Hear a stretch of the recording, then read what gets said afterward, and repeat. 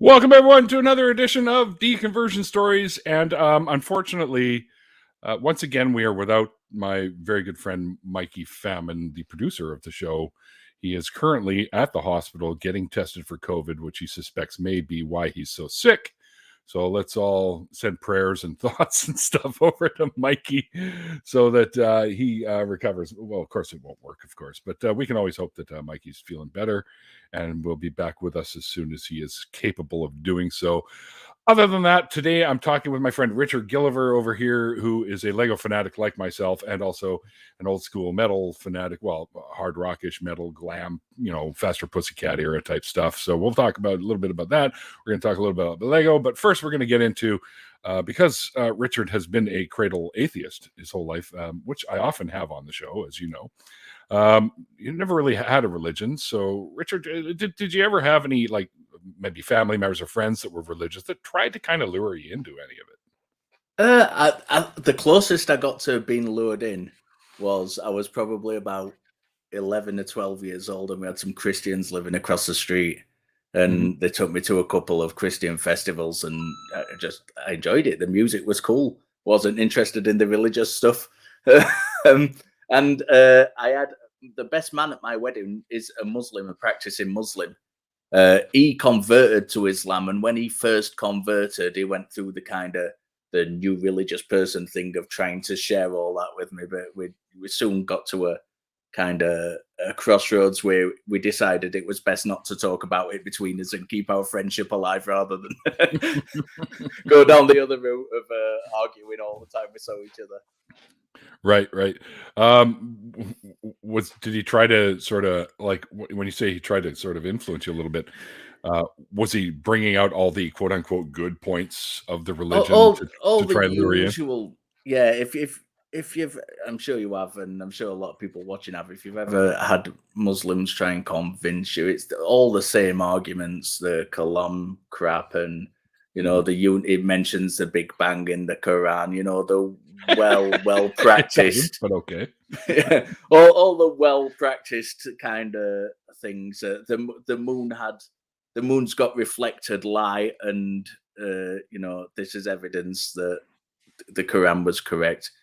Even though the word for the moon in the Quran doesn't mean reflected light, with the brush over that one, it actually comes from a Syriac word which means fire.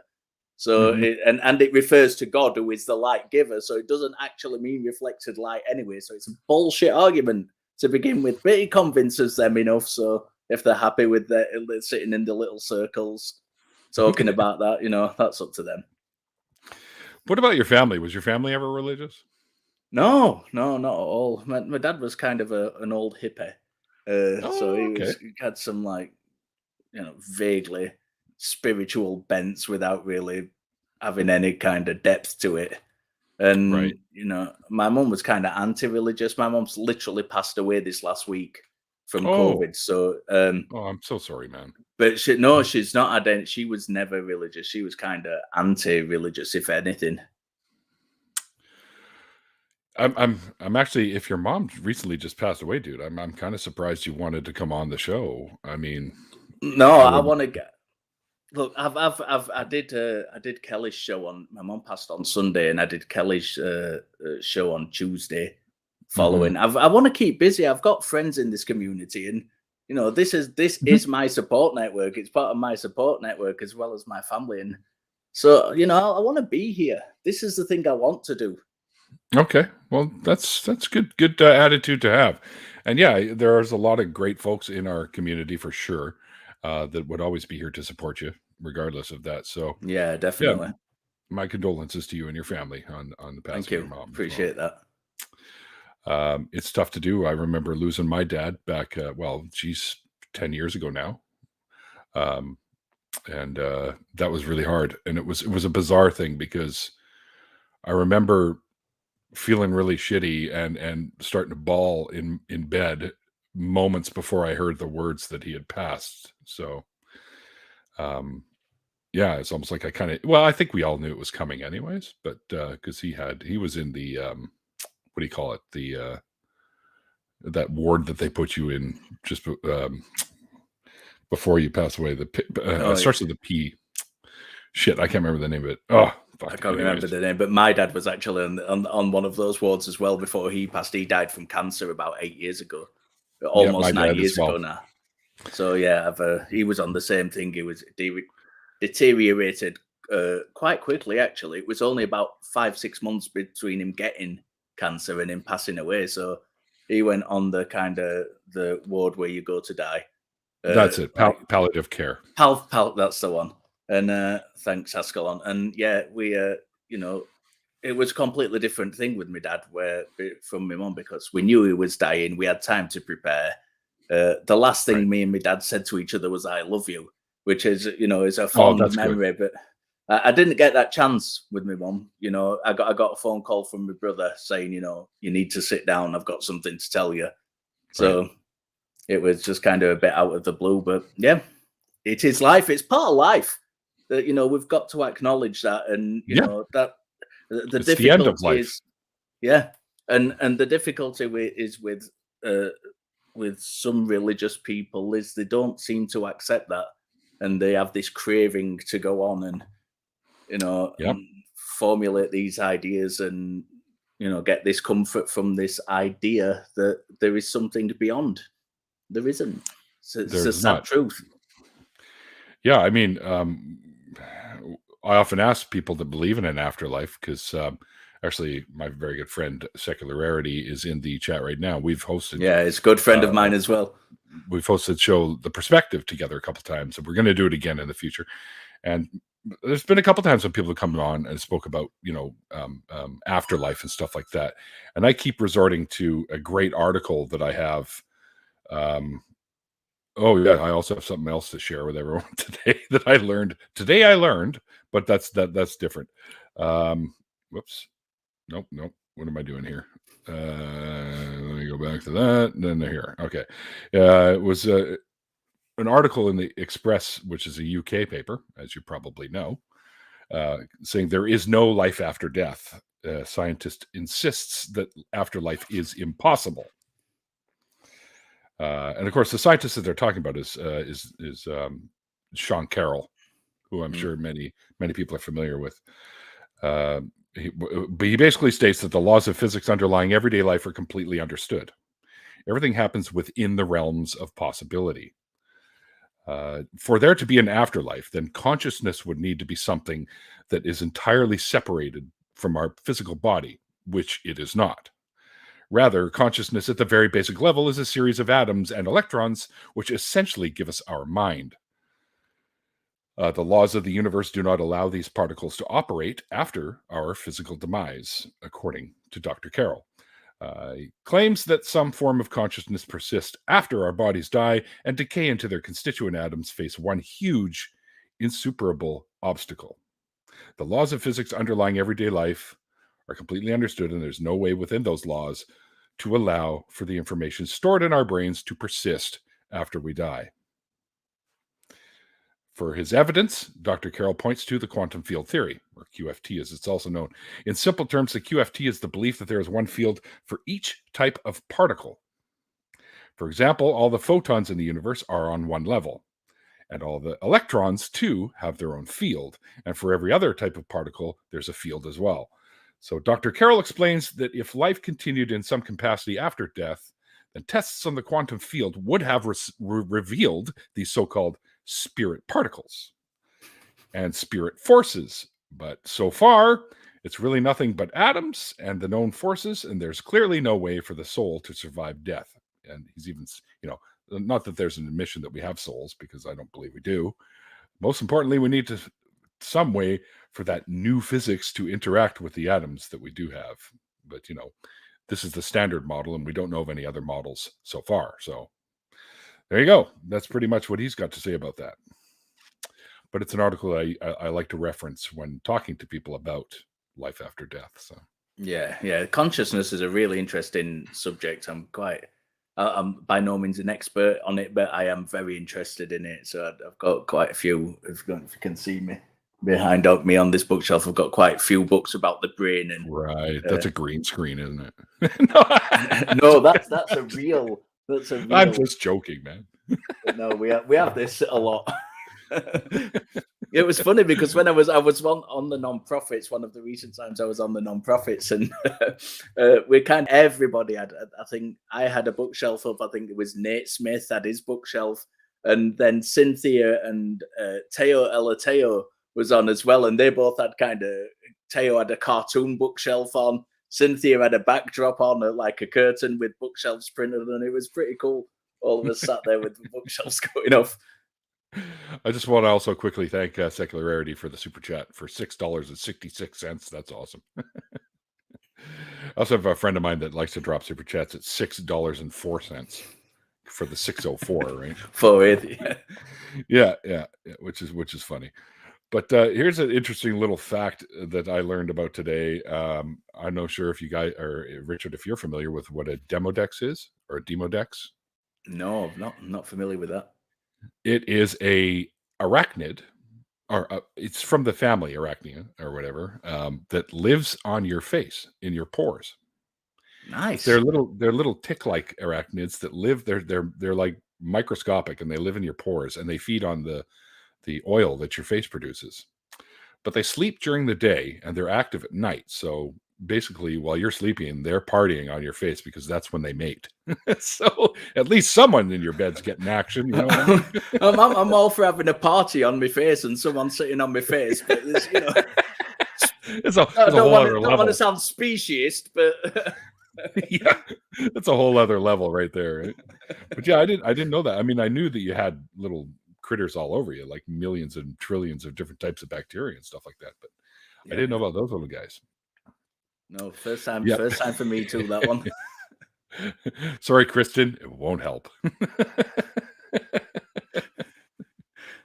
Yeah, now they're all like, I did not need to know this. Well, a little bit of information you can share with your friends. There's a party on your face and you aren't invited because you're sleeping. I'm sure.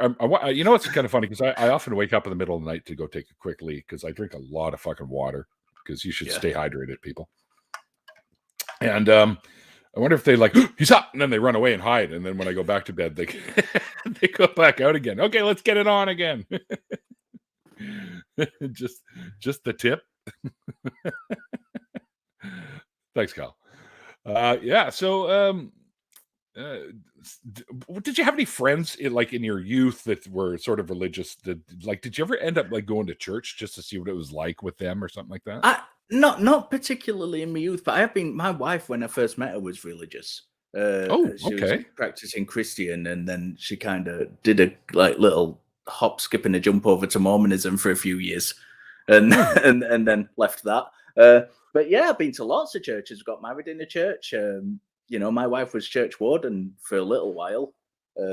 Yeah, so I've got no problem with going to churches. I've spent a lot of time in mosques and Buddhist temples and churches, and I'm not one of these kind of hard-out people who won't talk to people and won't give people the time of day just because they've got a faith.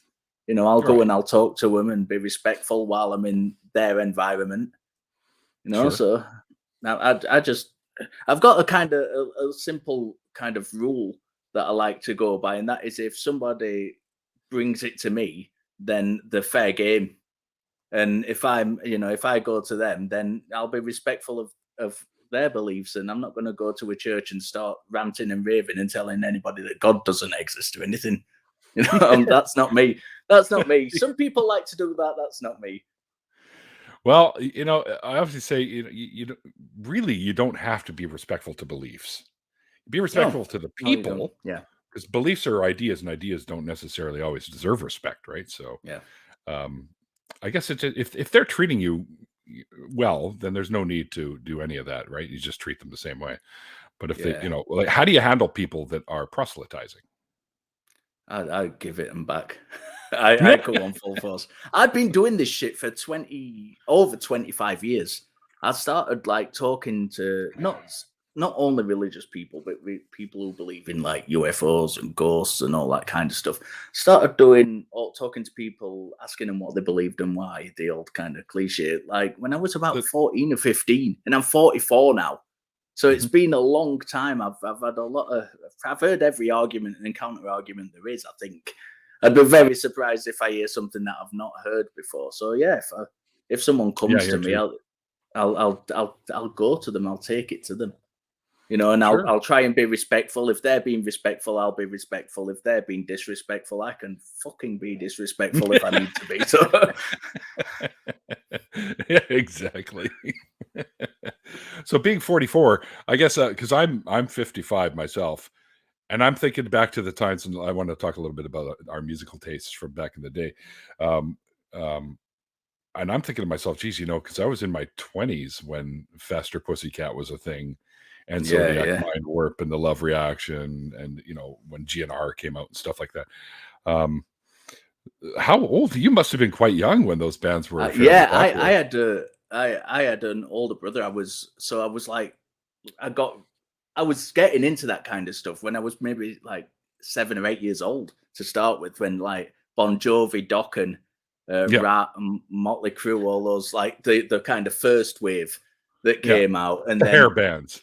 yeah, and I was kind of about 10 or 11 when kind of Faster Pussycat, Guns N' Roses, or LA Guns all released the first LA albums in the Guns. same kind of era, you know what I mean? So that I got into all those kind of stuff, and then a little bit after those, you had the like, not quite the glam stuff, but the like, you had the Sea Hags and Circus Yeah, of Power from New York, and yeah, Vane from San Francisco. I've actually gone on to be friends with in real life a couple oh, of the cool. members of Vane. So, you know, it's yeah, it's lots of all that scene. I loved all that stuff.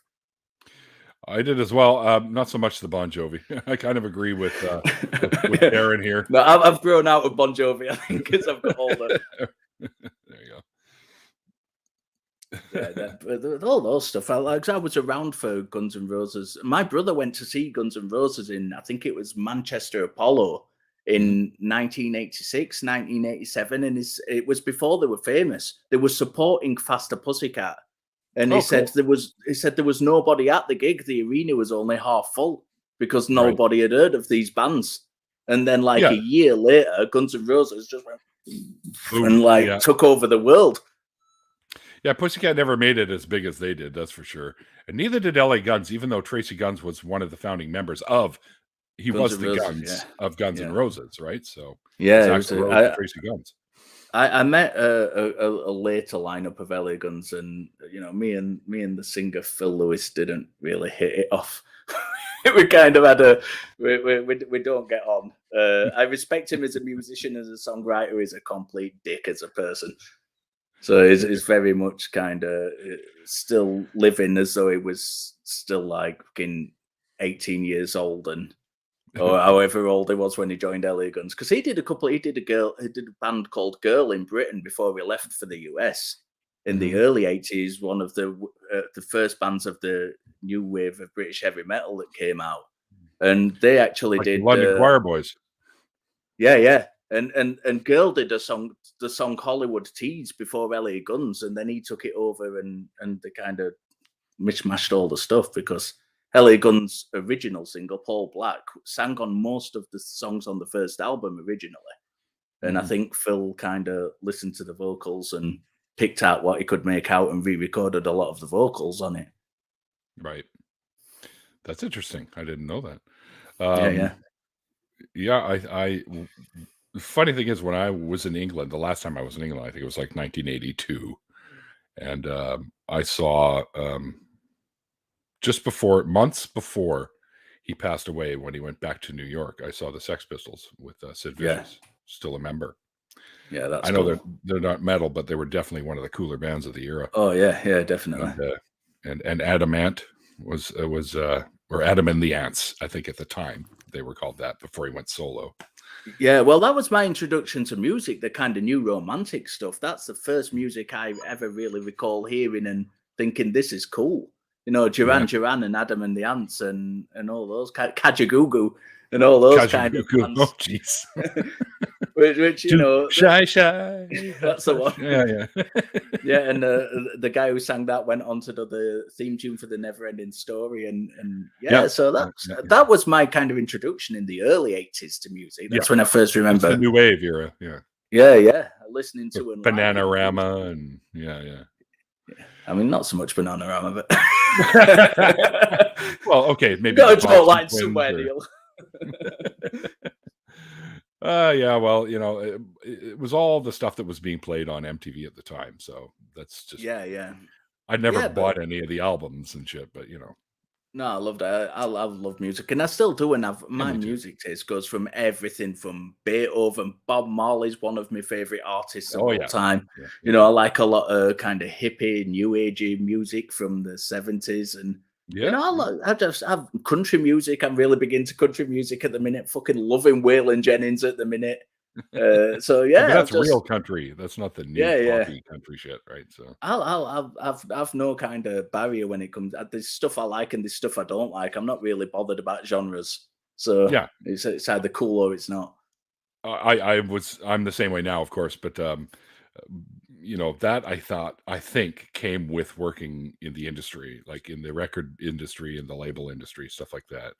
Yeah. So basically, you gain an appreciation for all kinds of different music when you're around it all the time, right? Yeah. So Yeah. like still one of my all-time favorite albums. People won't even guess this, but and for the life of me, the name of it has escaped me at the moment, but it was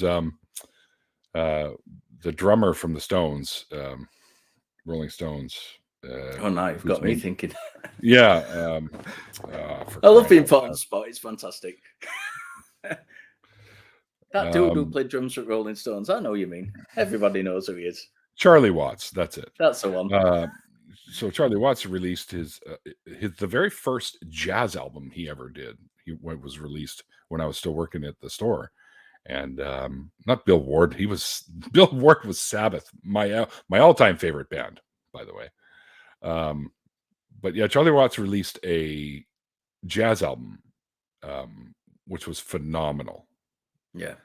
I know a lot of people really aren't into jazz, but still, Well, I like jazz, and I'm a bass player. Actually, I've been a bass player since I was about 15 years old, and I kind of learned my trade listening to jazz stuff. So I'm not really a standards person. I like the kind of more kind of fusion based stuff. Yes. So all that kind of Jaco Pastorius and Weather Report and all that kind of stuff, and that's how I learned to play the bass, listening to that stuff.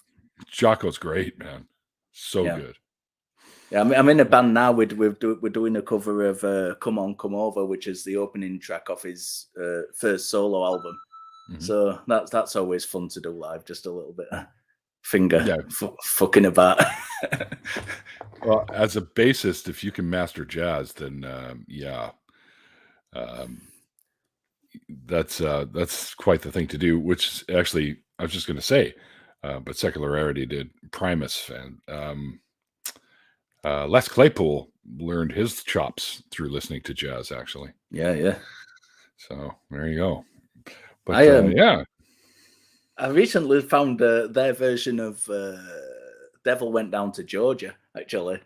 Being a country fan, obviously, and Charlie Daniels' band being the band who did that originally, and I was kind of looking for videos for that a few weeks ago, and I bumped into the Primus version of that, so that was very interesting. It's different, but it's pretty good. I like it. Yeah. It's so awesome. Music, and if people ask me about I've been playing the bass for a long time, and you very often get people saying, what have you got any tips? You got any tips for being a bass player and stuff? And my number one tip is always don't listen to the bass player. You want to be a good bass player, listen to the drummer. Because that's who you're playing with. You're not playing with the bass player because you are the player, the bass player. You're listening to the drummer, you're playing with the drummer. You can get that beat dead on with the drummer and sound inseparable from him, then you've done something right as a bass player. Yep. That's the foundation to any band is the bass and drums, right? Because they are literally your rhythm section. So, I'm not sure if you're familiar with the name, but my bassist and drummer, my drummer's name was Colin. Okay. And my bass player's name was James back in the day before our new guy, Mike. So we used to call it the Colin James rhythm section. And Colin James is a musician from Vancouver here. That's quite popular. No. That's pretty cool. We said it was a laugh. I've got into. I stopped playing for a while. I got married about, I don't know how long ago now, 11, 12 years ago. Marriage will do that. something like that. And I sold. I had a Gibson Thunderbird just before I got married, and I sold it to help pay for the wedding. And I kind of didn't play for a long time. And this last year, I've just started. I've got in a band again for the first time, just kind of doing covers and stuff. So that's I'd not played for a long time, so it's I'm loving it. I'm getting back into it. I always said I'd never be in a cover band because I couldn't be restricted to kind of doing other people's bass lines exactly as they are on the record. And I came in, this band said to me basically, do what you want, make the song yours. So that's what I did, and I'm having a lot of fun doing it. Yeah, doing covers can be fun. We've thrown in a few at our live shows and stuff like that. Like we've done Queens of the Stone Age, Little Sister. We've done a few like just at jams, stuff like that, like New Orleans is Sinking by the Hip. Tragically Hip, I mean, which I actually got to sing at the Faithless Forum, which was pretty cool. Got to do that. I didn't think they'd have it because they're a Canadian band and not a lot of US people even know that they exist. Yeah. But it was awesome. They had it and I sang it and people dug it. So it was pretty cool. But I think the highlight for me anyways for the karaoke at the Faithless Forum was when my friend Hector Garcia, or Dr. Hector Garcia, who's written probably one of my favorite atheist genre books in a while, got up and did War Pigs by Black Sabbath. Wow. Yeah, which I thought was great. This is his book, by the way, guys. It's called Alpha God by Dr. Garcia. So if you're a book collector, this is a very, very good one. I've probably read through it twice and listened to it twice on Audible, because I always get the Audible versions as well, so I can continue listening while I'm driving and stuff like that if I've been reading it. Is that an I can never say that, anthropology kind of style book? Is that the direction that goes in? Well, it's the psychology kind of foundation. A little more like, I guess of course it would dabble in that because of behavioral stuff of anthropology and stuff like that, but it's the psychology of religious violence and oppression through basically pointing out that alpha God means like the alpha male type, hence all the stuff of killing of the firstborn, because in a lot of mammal type scenarios, the new males that take over would wipe out all the other ones so that their seed would be the upcoming primary kids or whatever. I don't think I'm explaining that quite right, but no, it's funny how and I don't know if many people know this, but apparently we developed. So let me try and get this right, because if I fuck this up, it's going to go awfully wrong. We developed so that like our penises were developed in such a way that they not only injected our own sperm, but removed the sperm of the female's previous partner. Really? Kind of, yeah. I did not know this. So it's all very interesting. You understand why you had to get that right then, didn't you? Because that could have gone terribly wrong. But yeah. I mean, I guess that kind of makes sense. I think the whole sperm count thing is another bit of evidence that there can't be any God, because if God knows everything that's ever going to happen, then why do we have so many sperms? Right? If that was the case, you'd only need one. Yeah, it's a bit pointless. Yeah. Yeah, the whole God, I mean, shall we talk about God a little bit, seeing as it's like kind of... Yes, absolutely, sure. It's careful though, careful, because a lot of theists will say, "Why do you guys always talk about God if you're atheists?" Well, the thing is, this is what I was actually going to. This is what I was going to say, because I talk to a lot of theists who aren't, this. I don't live in the US, and I spent a lot of the time in kind of my early... I don't either. Yes, no, you don't. In my early skeptic days, going out and talking to people on the street before the internet came along. So I've talked to a lot of theists who aren't Christian, and it's amazing, kind of like the online thing that kind of goes off, where you're predominantly talking to Christian people, and everyone automatically kind of defaults to the Christian God, and I still can't do that. I still have to ask clarifying questions about which God they're talking about, without being sarcastic or trying to be rude to anyone. Because I talk to that many people who aren't Christian that I genuinely need to know. Like, and then you've got the little offshoot groups like the Jehovah's Witnesses and the Mormons and stuff, who mainstream Christians wouldn't call Christian. So you've got. It's very important, I think, to kind of, if you want an honest. Good discussion, good-natured, honest discussion with someone to get, know what you're talking about to each other and not talk past each other. And sometimes that can be half the conversation, getting that kind of groundwork down. Sure. But I mean, I agree with you. I think it's important to ask which God, because even within the Abrahamic faiths, there are so many different versions of that God, right? So you got to sort of get them to sort of narrow it down, and then you follow up with why are you so convinced that this is the real one? Like that kind of thing. Like that's generally what I do when I talk to them about that. But it can be, especially when you're talking to different people, but they still keep saying the same responses. It's almost like they've been programmed to do it or something, and it can get a little frustrating. But I don't do it as much as I used to. That's for sure. No, I think it's quite easy. Well, I'm not saying quite easy. I think a lot of the time it's easier to pick out who the ones are who are doing it from a kind of brainwashed perspective, who genuinely are confused and don't understand what we're talking about, and then those who are coming in and trolling and trying to kind of just win an argument. I think a lot of the time it's the barrier of those who are being dishonest dissolves away quite quickly. What I don't like these people who say, "Oh, you shouldn't call people dishonest in a discussion. Oh, it doesn't, it makes you look bad." I think if you put to somebody that you believe they're being dishonest, but you tell them why, that's fair enough. Don't just sit there and say, "Oh, you're being dishonest," but actually say, "I think you are being dishonest because of X reason, and and this is why I think you're doing it. Respond to me." And I think that's fair enough. Yep, for sure. Oh, we got a bot in the chat. Someone take care of that. Yeah, these bots keep popping into my shows these days. I think they're little Russian bots, as they've been called, I guess. But and they pop little links in there, probably to some sex site or something. Yeah, I mod the ACA YouTube stuff, and we get quite a lot of them over there as well.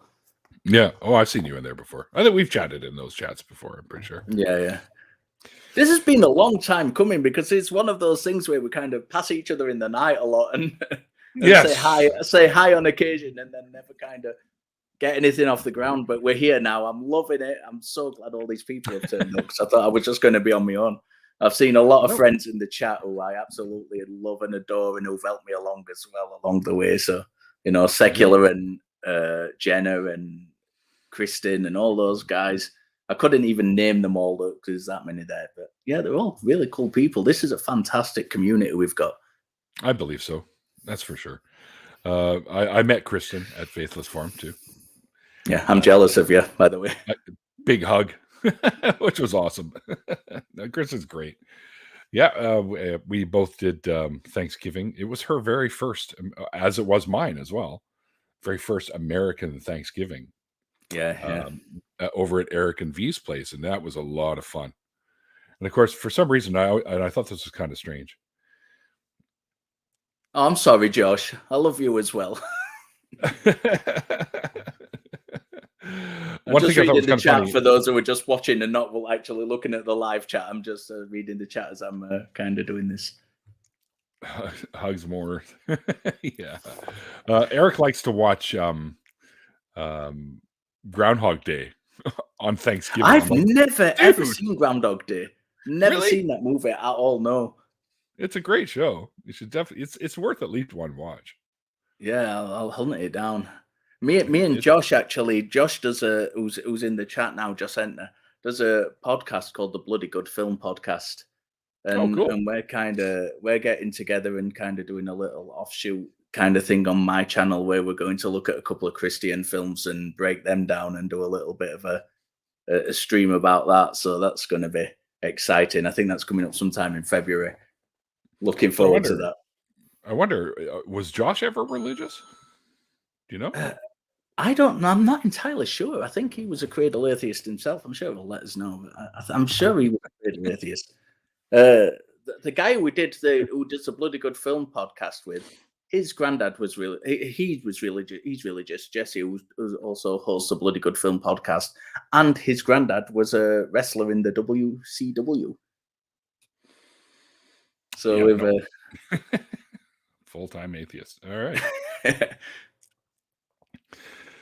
Well, I think that sounds like that'd be a lot of fun to check out. If you guys do that and you do your little projects and you're ripping apart Christian films, you gotta send me a link to these things because I want to. Yeah, we'll do, definitely. And if it's okay with you guys, I'd even pop in and help you rip them apart.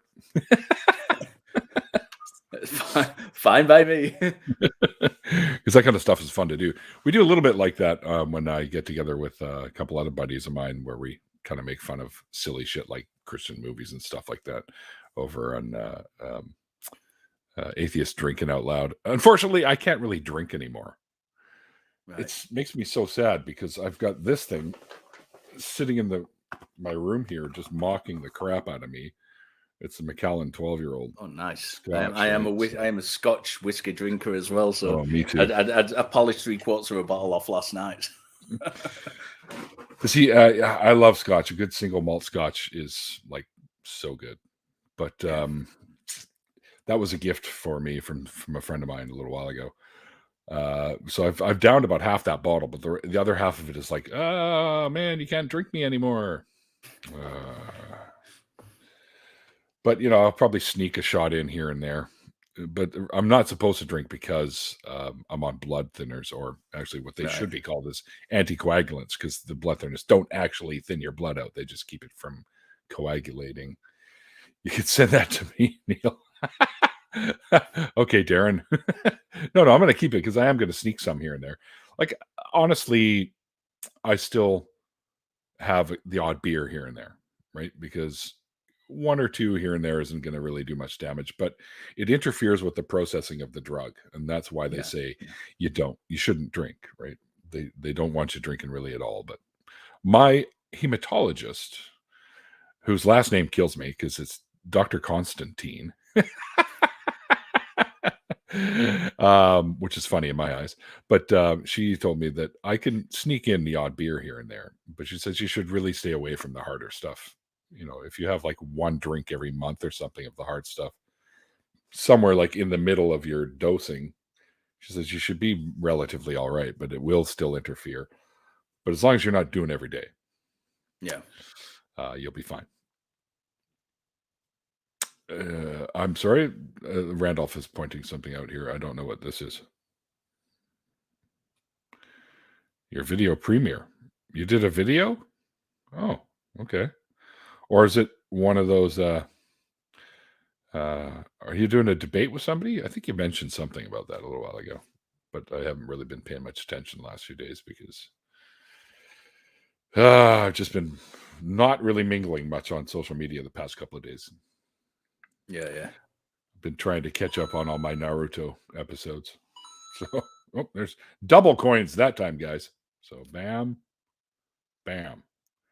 For those of you who don't know what the hashtag coins is, it is our drinking game here on the show where when you hear my phone make the Mario coin noise, I put hashtag coins on there and everyone's supposed to take a drink. Unfortunately, I have water. It'd be really I don't even have a beer if that's the game. Yeah, you're down like 4 or 5. So you'll never catch up. Yeah, no kidding. I know. I'm on Shippuden now, Naruto Shippuden, and they have like 10 seasons. The original one had 9, although the 9th season was a short one. But anyway, yeah, I don't want to talk about Naruto. That's Mikey would love to because he's a big Naruto fan.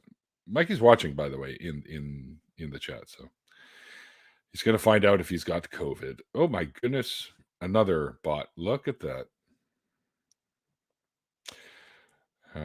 Well, Josh, next stream you can watch, or you can grab beer. How often do you have kind of non-Christian deconversion stories on? I don't want to twist this around to me interviewing you, but I'm just out of curiosity. Oh, I have them. I've had many on before.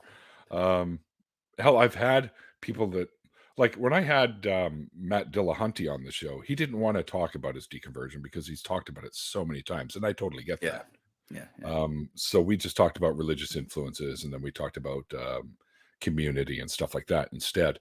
And then, of course, we did the after party, and he hung out in there for a bit, which was fun. So I've had many cradle atheists on the show. So, and what we do is we basically talk about how to handle the religious people that we have in our lives, or friends and stuff like that. How to talk to them, how to handle it, and how to not be an asshole towards them, but just how to have those kinds of conversations and show that our community isn't as evil as they're taught, right? Because they're taught that atheists are bad people, and they eat babies. And closest I've ever come is baby back ribs, I guess. But and they're not from real babies. It's okay, people. But that's about it. I've had probably at least a dozen or so. But mind you, I'm now into like 300 plus interviews on the channel. So I've been doing. Oh my God, they're just coming out of the woodwork. There's another one. Look at this What about shit. the kind of the non-theistic or traditionally non-theistic, although not technically non-theistic religions such as like Buddhism and Taoism and things like that? I've had many polytheists on the show, like Oh wow, my friend Chaos and Ocean Keltoy, and a few others as well. But those are probably the two most known, I guess, of them. And we talk about that too. And they, however, they also came out of a Abrahamic faith system into that. Right. I did too. When I came out of Judaism, I went into the mythical Judaism myself, like the Kabbalah and stuff like that, and mysticism and all that, which led me into occult stuff like seances and witchcraft and all that other shit. Right. So I was there doing that for a while. Right. I became a Wiccan and thought of myself as a druid for a little bit. But once, somewhere in, I guess in my 30s, I was like, yeah, I don't fucking believe this shit either. yeah. Jim says, don't say Ocean Keltoy 3 times in a mirror.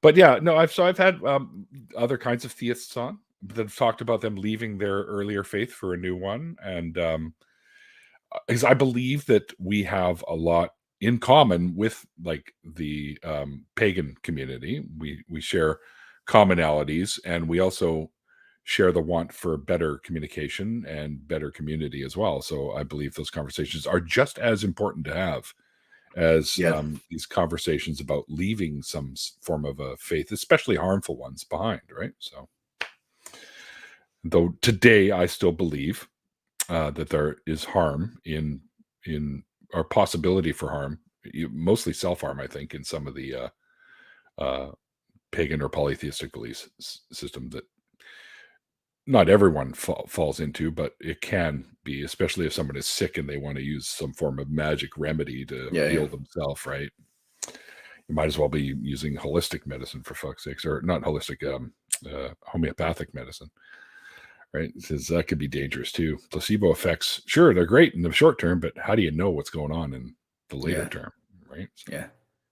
Well, I try and talk to because I'm kind of and this is a word which is becoming kind of overly used, but I'm kind of a skeptic communicator. That's how I see myself, and so I don't just talk to religious people. I talk to people who believe in ghosts, and think that little green men have visited the planet. I was a skeptic on a ghost hunting team for a while, so cool. I love that whole kind of the whole range of stuff, not just kind of and anyone where people doesn't really have a good reason to believe in what they believe. And kind of stacks claims, all that stuff's all good stuff for me to dig my teeth into. So Kyle wanted to know if you were ever enticed by any religious belief system or belief system of any kind. Not from the supernatural side of it. I've spent 20 years meditating, and I started meditating under a Zen Buddhist teacher and continued under a Theravadan Buddhist teacher, but I was never enticed into the kind. I never believed in any of the supernatural shit that goes with it. So, yeah, I love meditation. I love that. For me, it doesn't work for everybody. It's not for everybody, and it's not as, you know, you see all these positive things. It's not always as positive as everybody makes out.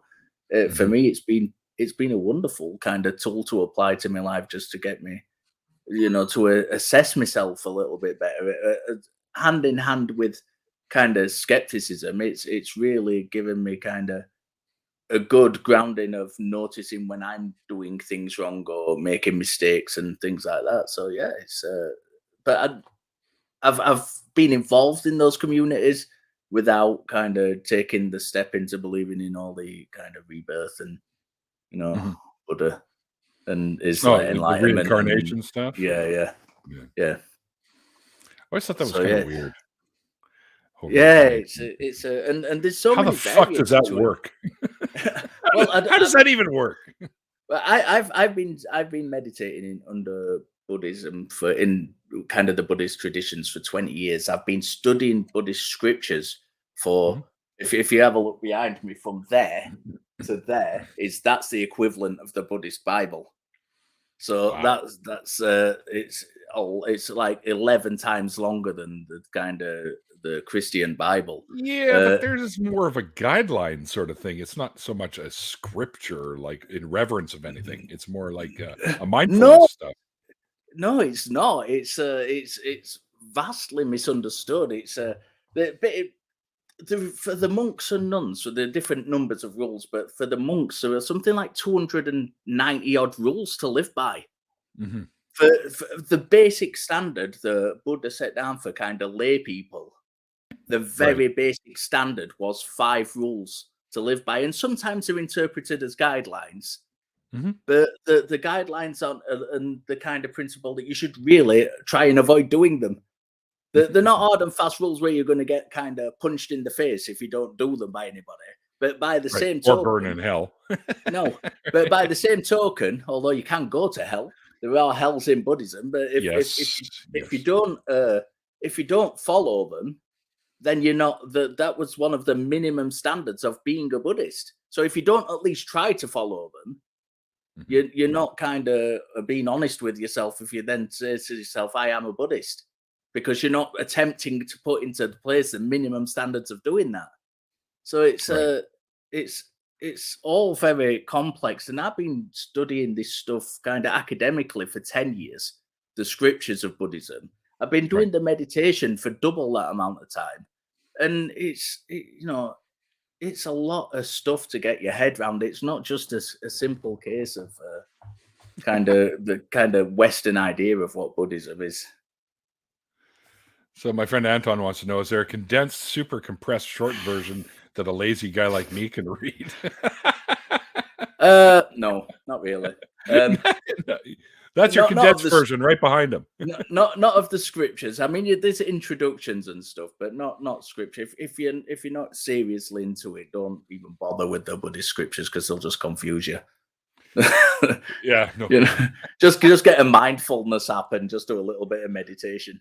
Yeah, actually, those are pretty handy too. And I've been trying to do a little bit more of that myself, but to no avail recently, because I just had a lot of things going on for me personally around here. But Nerdy Rodin has asked how many types of Buddhism are there. There are 2 main schools. If you have a look in some older books, that comes down to 3 main schools. But one of them's kind of discontinued because it's a bit insultive. But there's the Theravada and the Mahayana, and the basic difference between them is the very, very basic differences. In the Theravada, you become enlightened, and that's it. In the Mahayana, you can, when you're on the step on the next step is becoming enlightened, you can choose to put that off to become what's called a bodhisattva, and go out into the world and help other people become enlightened. And that's what the Dalai Lama is supposed to be. But within those 2 main schools, there are literally thousands and thousands and thousands of kind of offshoots and denominations. And You know, Sure. Tibetan Buddhism and Zen Buddhism are both part of the Mahayana school. So yeah, there's There you go. thousands of them. Yeah, I saw the Dalai Lama the last time he was here in Vancouver. This is a few years back. I saw him in Nottingham, I think, about 15 years ago in over here. So yeah, that was another coins I just missed. There you go, guys. Well, we've really only got about 10 minutes left here, my friend. They just went whoop by, you know. But I promised we'd talk about Lego, so I kind of want to talk a little bit about Lego. And Richard sent me some pictures of the fortress that he's got built. Is it a continuing project? It is, and I based it on. There was an old pirate Lego set when I was a kid, which was kind of a little fortress with a little extra bit with a little bit of a harbour, and I kind of based it on that, but it's adapted out of like an old castle set. It's got the. I had those old castle sets when I was a kid. Yeah. It's one of the main structure of it is one of those castle set and the Helm's Deep Lord of the Rings set, which I've adapted and put that in with it, and then I've extended it out with the kind of harbour parts from Ninjago City, and it's a fucking huge thing now. It's just expanding and expanding. So I've started off with the kind of the basic idea and the basic bones of other sets, and then adapted it all to myself. Awesome. Yeah, you showed me some pictures. Is there a way you can kind of bring them on camera, I guess? Can you do that? Don't know that. I think that's beyond my technical abilities to do so. Well, here's what I can do. Let me see if I can let me see if I can figure this out. Let me go to the Facebooks, because that's where you sent me those through Facebook. Just while you're doing that, I just want to address sure, Randolph's point that Vajrayana is actually a sub-school of Mahayana. It's not its own school of Buddhism in and of itself. All right, let me see here. So, okay, I think I can do this. So I'm going to do the share screen here. So boom, share screen, and I'll pick the right screen. Where is it there? I think it's that one there. Yep. So I'm going to do this.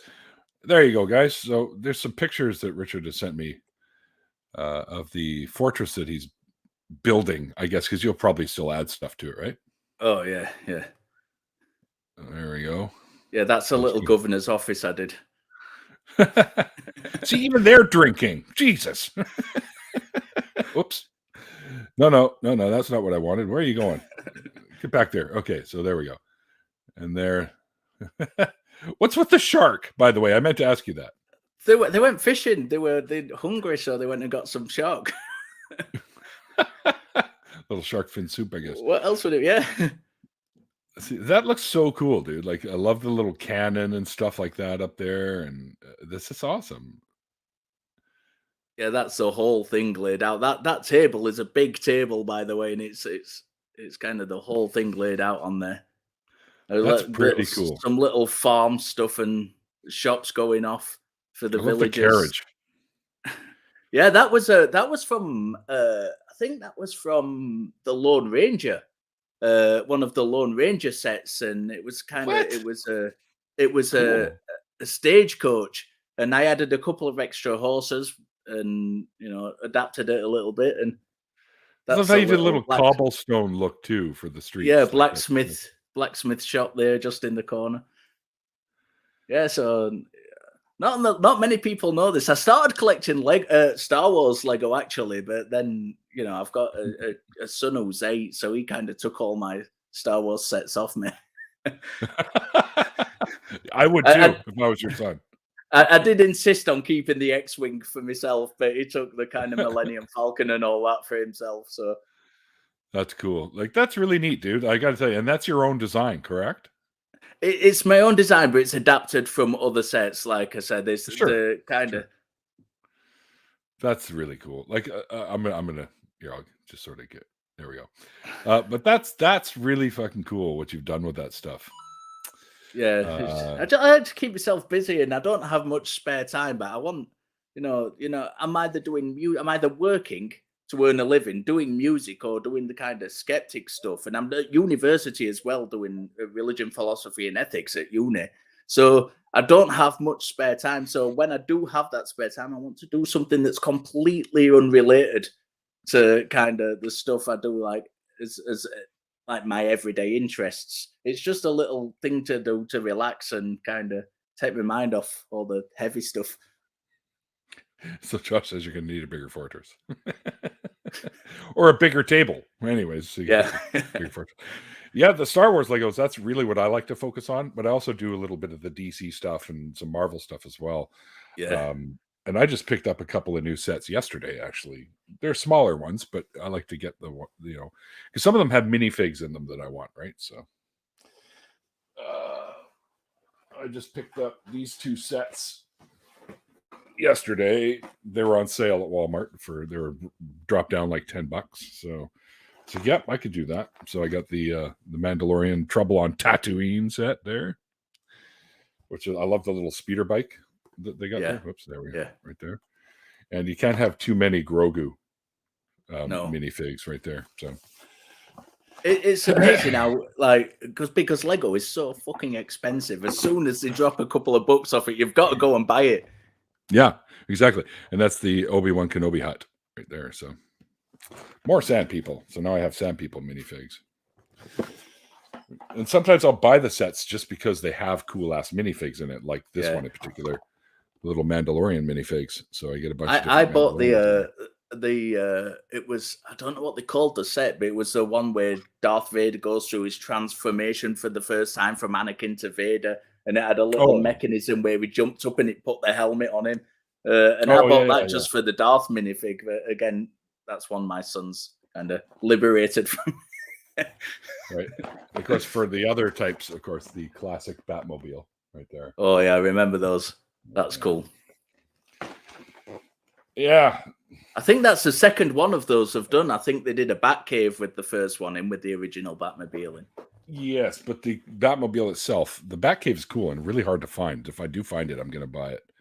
The classic Batcave that also has the Robin figure in there with him. There's no Robin figure in this one, but it has a little bit smaller version of the car in that one. So I was waiting for somebody there to do that. Thanks, Staggerson. There's a funny meme I've seen with was it like four little old ladies sitting at a bus stop, and then there's some guy dressed up like Batman standing at the bus stop. It's Nana Batman, which I thought was funny as fuck. Yes, the Adam West Batmobile. That is correct. I haven't built it yet, but I will. And I never got into the new DC stuff, the movies and stuff. I watched a couple, and they didn't really do anything for me. I was an old school fan back in the day, back in the 80s and things, and the early 90s, but I kind of lost interest in the DC stuff. I was never a comic book reader, so I was never like one of these who's precious about the source material. So it's like the movies that I kind of liked the Marvel movies, for a while until it started getting a little bit repetitive. And but yeah, I was never, the DC movies never did anything for me. Although I did watch The Joker with Joaquin Phoenix? Yes, who's in that, and I enjoyed that one. A little bit darker fucking movie. Yeah. I like the trilogy with Christian Bale. I like that one. And of course, I like the original Batmans too, except the fucking Schumacher ones, or whatever the hell his name is. Like the later ones. The first couple are my favorites. The ones that were done by Tim Burton. But they were good. Yeah. Jack Nicholson. Was it Jack Nicholson who played the Joker? Yeah. They were good. I enjoyed them. I saw that in the movies, the first one of those when it came out. Me too. Except I got my tickets quite late for that, so I ended up like in the front row, and I hate being in the front row of the theater because you're like doing this the whole time, right? Because the screen's like right in fucking front of you. Josh, Judge Dredd is fantastic. I've got Judge Dredd comics. Well, I had Judge Dredd comics. I gave all my comics to a buddy of mine that was opening up a comic book store. So Josh is cool. He's a great Here's- movie buff. He's and I've been on his. I don't know if I've been on his podcast as a guest twice, and I've hosted it once. I stepped in and co-hosted it with him once, and we were talking. And I don't really know much about movies. I'm the wrong person to co-host a movie podcast. And I think we did They Live with Roddy Piper. We wanted. I used to wrestle. I used to wrestle, so we wanted to do a wrestling movie. And we did that, and there was the kind of the sidekick, Roddy Piper's sidekick in that, and I didn't know the actor's name, and all the way through the movie, it was like Josh was referencing this guy, and I'm like, I don't know who that is. You're gonna have to point it out to me, because But yeah, it's Josh is a real movie buff. He's got good knowledge on stuff. See, I'd love to do a show like that, or be a guest on a show like that, because I've got a lot of good movie knowledge. Fuck, my movie collection at one time, before I got rid of it all and just went completely online electronic stuff, I could have filled a room with the amount of videotapes or DVDs that I had at one time, like trunks full of that shit. And I'm kicking myself in the ass today because I had those Disney movies, the clamshell videos, that are worth a fucking fortune now.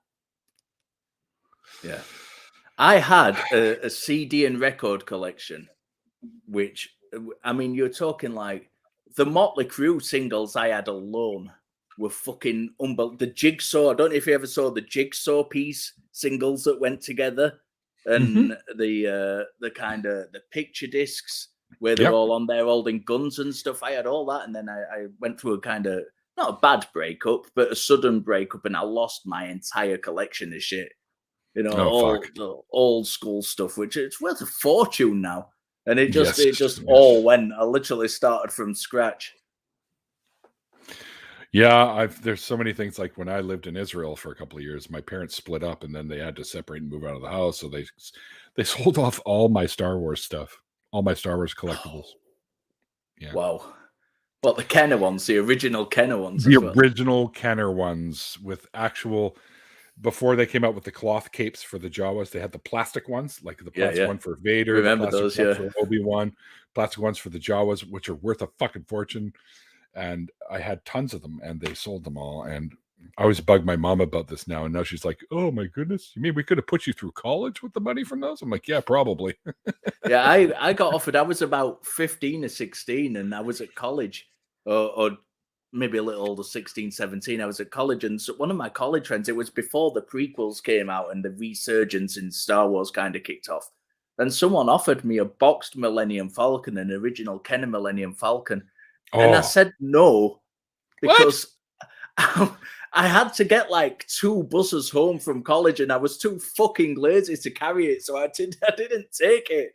That was just like stupid mistakes of your youth. Yes. Yeah. Oh, yeah. So many things I'm kicking myself in the ass for.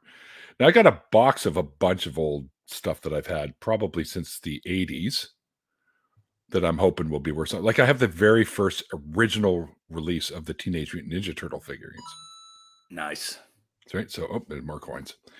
But I'll tell you what, though, this is the kind of shit we can talk about in the after party. Well, almost all of what we talked about today can be talked about in the after party. But yeah, I'm sorry I didn't deconvert.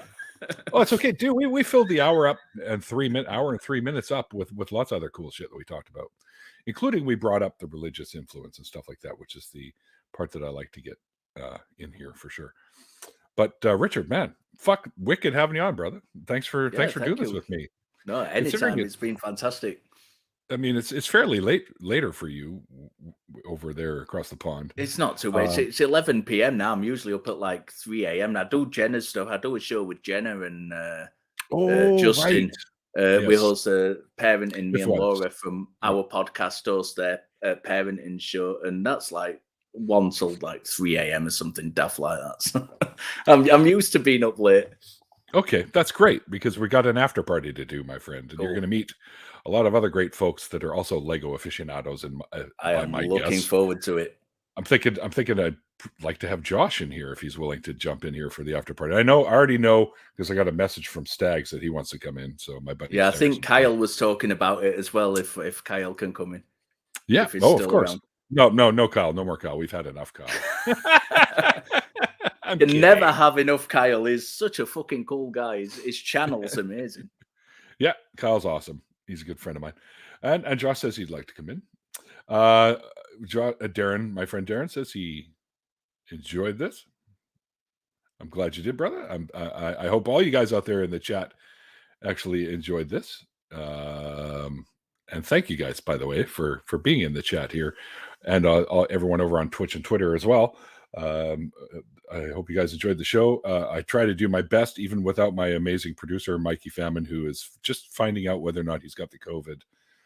So we'll hear back from him, but he still feels like as he put it, like a bag of shit. So hopefully he'll be back for Tuesday's show. And speaking of Tuesday's show, I will be speaking with Landon Huggins at 5 p.m. Pacific time. So be sure to tune in for that one. Yeah, that's about it for now. Before we go, though, thanks to my amazing patrons. You guys really are the bear. The bear. I was going to say the bare bones, but you are the meat and potatoes of the show. You guys are the reason I can keep doing this. So thanks you all for your support. If you want to help support the show, you can also become a patron. And there's a few other different ways you can help out the show listed below. And now I always there's some funny fucking memes for this though, but like the skeleton on the bench waiting for the TNT show to start, because we've been talking about it for almost 2 years now. So, but we're almost done with the studio. So myself and my very good friend Randolf Richardson we are starting up the new call-in show called True North Talk. Probably either one of the very few that have ever been done in Canada. So you want to learn more, hit www.truenorthtalk.ca. And you'll find the link to the channel if you want to sub and be notified when we do our first show. Also, myself and, of course, Richard here has been on there as well. And a lot of other great folks are the newer hosts of the revamped and relaunched Nonprofits, which is an ACA product that airs at 3 p.m. Central between Talk Heathen and the Atheist Experience. So go and subscribe so you don't miss out that one. I'm scheduled to do another episode on February 2nd. So we'll be doing that one. And it'll be aired the following Sunday. The last Saturday of every month, usually, my very good friends Andy and Seamus and myself get together and do that show I was talking about earlier called Atheist Drinking Out Loud, where we have a guest join us and we make fun of shit and have a good time for a couple hours. It's a lot of fun. So head over to Laughing in Disbelief, which is Andy's channel, and sub so you don't miss those ones because they're a lot of fun. And Andy puts out some pretty funny shit to himself. But yeah, that's about it, guys. I hope you guys enjoyed today's show. Once again, thanks for hanging out. If you are interested in being in the after party with myself and Richard, please let me know through Twitter or Facebook or some other social media type platform, and I will get you a link and you can jump in and hang out with us for a little while.